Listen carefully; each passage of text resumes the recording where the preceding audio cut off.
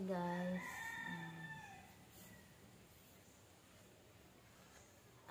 Ngayon lang po ako naka-upload kasi may sakit po yung anak ko.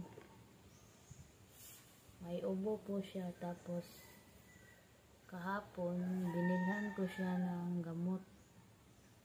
Meram lang ako ng pera sa may kapitbahay namin. Binili ko ng gamot.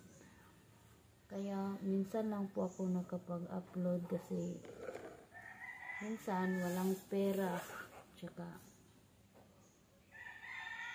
tapos din minsan wala talaga. Ang asawa ko naman minsan lang siya may trabaho kasi yung palayan, kasi yung yung malapit na kasi matapos dun sa palayan, magbunga na yun, wala na silang trabaho. Kaya pasensya na po kayo kung matagal ako mag-upload kasi minsan wala ding pera, maghulog na kasi ako dun sa wifi ng kapag ako yung mag-upload dun sa bahay ng ate ko. Wala dito yung mga bata kasi sinama ng asawa ko dun kasi sila sa bahay na papa ng asawa ko, yung father-in-law ko ba. Tapos ako lang dito, yung si Eunice naman ay doon sa bahay ng ate ko. Naglaag.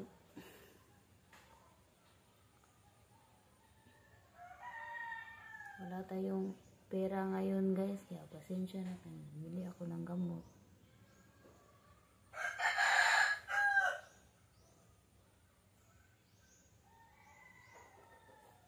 Ipakita ko pala sa inyo yung gamot ng anak ko na binili ko. Ito ko yung gamot na binili ko kahapon sa pharmacy. 100 plus yata to.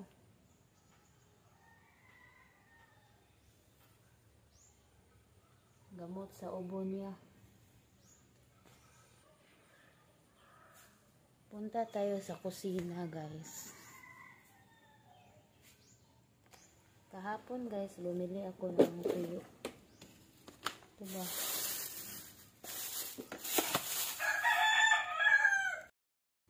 Bumili ako ng tuyo kahapon guys.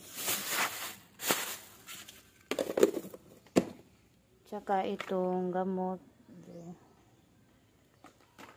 Tsaka itong ito. Yung sitaw. 10 pesos ito. Tsaka yung bawang at sibuyas, ito ay 30 pesos ito lahat. 30 pesos ito nabili ko. Ang mahal na talaga ng mga bilihin ngayon. Kaya yun lang binili ko sa yung 500 ko kahapon, naubos lahat. Kasi maraming salamat talaga sa inyong lahat sa panonood nyo ng aking mga vlog. At saka yung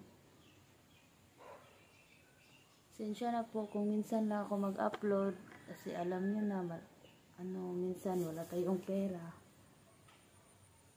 Saka yun,